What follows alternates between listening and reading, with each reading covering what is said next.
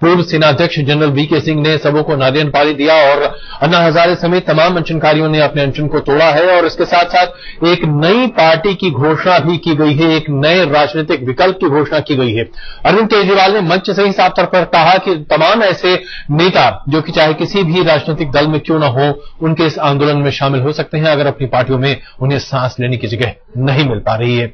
इस बड़े घटनाक्रम पर बात करने के लिए हमारे साथ मौजूद हैं तीन वरिष्ठ मेहमान। हमारे साथ संदीप पांडे जी मौजूद हैं, सामाजिक कार्यकर्ता लखनऊ से। पीएल पुनिया जी हमारे साथ मौजूद हैं, कांग्रेस के वरिष्ठ नेता, और चाइना एनसी भी बीजेपी के वरिष्ठ नेता हमारे साथ इस वक्त मौजूद हैं।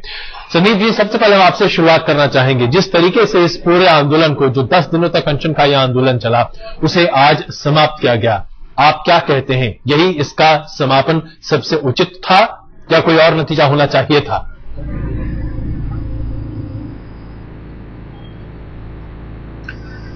देखिए, हमें लगता है कि इस अनशन के पहले ही अरविंद केजरीवाल ने घोषणा कर दी थी कि देश के सामने एक राजनीतिक विकल्प रखा जाएगा। तो ये बहुत सोच समझ के उठाया गया कदम है, ये कोई हड़बड़ी में नहीं है, कोई निराशा में नहीं है, ये किसी आंदोलन का अंत नहीं है। जो भ्रष्टाचार के खिलाफ आंदोलन चल रहा था जी पिछले करीब 1.5 साल से, ये उसकी तार्किक परिणति है, क्योंकि आंदोलन को ये समझ में आ गया था कि इस समय जो संसद है और जो राजनीति का चरित्र है, उसमें भ्रष्टाचार के खिलाफ एक कड़ा कानून नहीं बनवाया जा सकता। इसलिए देश की राजनीति को बदलने के लिए ये कदम उठाना एक तरीके से जरूरी था और उन्होंने किया है इसको, और इसके लिए उनको बधाई है और हमारी शुभकामनाएं। बिल्कुल संदीप जी, हम इस पर आपसे कई सवाल और भी पूछना चाहेंगे, लेकिन इससे पहले कि हम आपसे उन सवालों पर पहुंचे, पुनिया जी हम आपसे ये जानना चाहेंगे, कांग्रेस पार्टी के तमाम ऐसे वरिष्ठ नेता जो कि अभी केंद्र सरकार में मंत्री भी हैं, एक तरह से चुनौती देते हुए दिख रहे हैं कि अब मैदान में आए हो, आओ दो हाथ करके तैयार हो जाओ। क्या आप भी मानते हैं कि अन्ना हजारे की टीम के लिए अब चुनावी मैदान में, चुनावी अखाड़े में आना उतना आसान नहीं होगा जितनी आसानी से वो लोगों पर भ्रष्टाचार के आरोप लगा रहे थे? देखिए, जो मुहिम उन्होंने चलाई वो एक अच्छे काम के लिए थी। भ्रष्टाचार खत्म होना चाहिए और भ्रष्टाचार से सबसे ज्यादा पीड़ित तो दलित समाज, जो गरीब समाज है, वो रहते हैं, जिसका मैं कार्य देखता भी हूं। और मैं समझता हूं कि इसके लिए ज्यादा से ज्यादा कुछ किया जाए वो कम है जी। जहां तक राजनीतिक पार्टी बनाने का सवाल है, वो मैं समझता हूं कि उनको अधिकार है, जो उन्होंने उसका विवेक का इस्तेमाल किया और पार्टी बनाने की घोषणा की, तो उसके हम स्वागत करते हैं।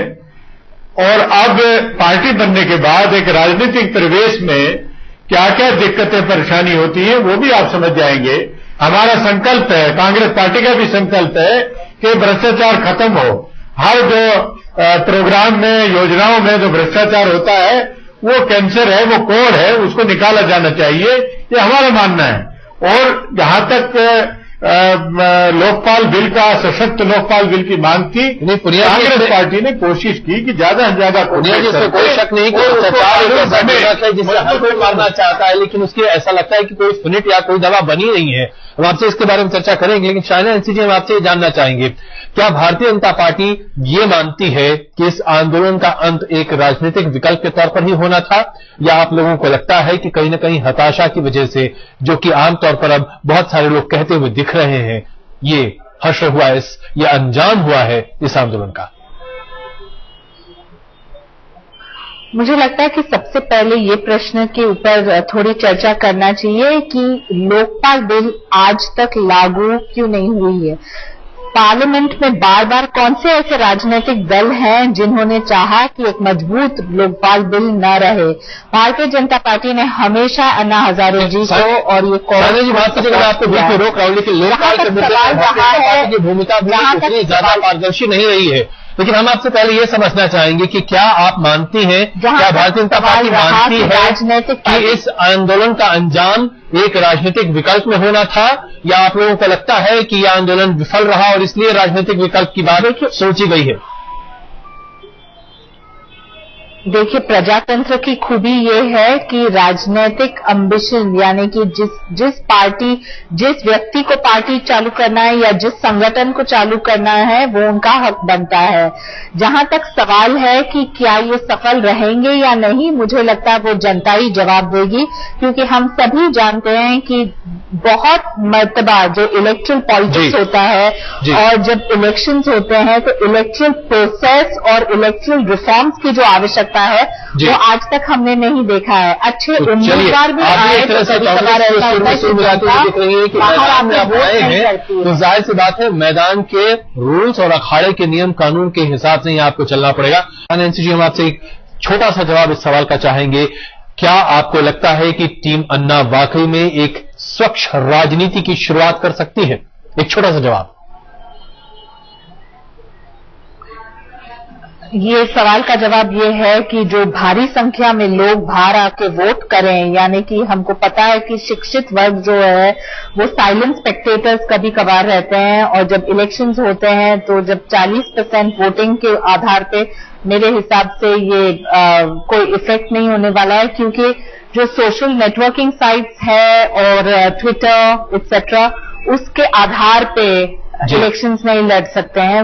लड़ने के लिए ग्राउंड रियलिटीज में जो हकीकत होते हैं, इलेक्ट्रल रिफॉर्म्स की जो आवश्यकता है, पैसे का जो खेल है, मुझे लगता है उसके ऊपर चर्चा करने की आवश्यकता है। और साथ साथ एक बहुत संक्षेप में अन्ना जी ने जो कहा कि right to recall and right to reject, इससे अच्छा ये है, ये आप बातचीत कीजिए कि किस ढंग से राइट टू 100% वोटिंग, यानी कि एक सिटीजन को किस ढंग से अपना मत देना चाहिए ताकि अच्छे कैंडिडेट हर एक राजनीतिक दल में और पॉलिटी में आए। बिल्कुल।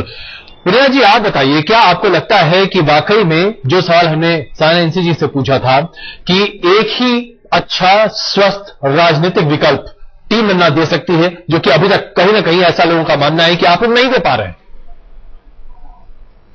देखिए, ये प्रीमेच्योर है, बहुत जल्दबाजी होगी। अब उसके लिए इनको अपना पूरा एजेंडा तैयार करना होगा। सिर्फ भ्रष्टाचार खत्म होना चाहिए, बहुत जरूरी है, और खासतौर से गरीब और जो डिसएडवांटेज ग्रुप है उनके लिए और ज्यादा जरूरी है जी। लेकिन जब विकल्प के रूप में आए तो हर क्षेत्र का इनको अपना एजेंडा देना होगा, पॉलिसी बनानी होगी कि आंतरिक सुरक्षा के लिए क्या है, बाहरी सुरक्षा के लिए क्या है, इंडस्ट्री को क्या है, रिसेशन आ रहा है उससे कैसे उभरेंगे, प्राइसेस से कैसे उभरेंगे। ये बहुत से मुद्दे हैं जिसको ध्यान में रखना होगा, और जनता बहुत अच्छी तरह से परखती है। अगर इनका ठीक चलेगा तो एक विकल्प के रूप में बनेंगे, नहीं तो सैकड़ों पार्टियां हैं, जैसे पार्टी दूसरी चल रही है जिसका नाम भी नहीं पता, उसी तरह से ये भी चले जाएंगे। तो ये डिपेंड करेगा जो 1.5 साल के दौरान में इनका किस तरह से एक चार्ट बनता है, रूट चार्ट बनता है, किस तरह की नीतियां आती है, किस तरह से लोगों के बीच में जाते हैं, उसके ऊपर बहुत निर्भर करेगा। बिल्कुल। संदीप जी, इस चर्चा में आपको यहां पर शामिल करना चाहेंगे। आपने दोनों पार्टियों के रुख को समझा, सुना। आपको लगता है कि इस तमाम महत्वपूर्ण मुद्दे पर ये जो फैसला है राजनीतिक विकल्प का, इसे लेकर 1.5 साल के अंदर में एक कारगर विकल्प के तौर पर टीम अन्ना वाकई में सामने आ पाएगी?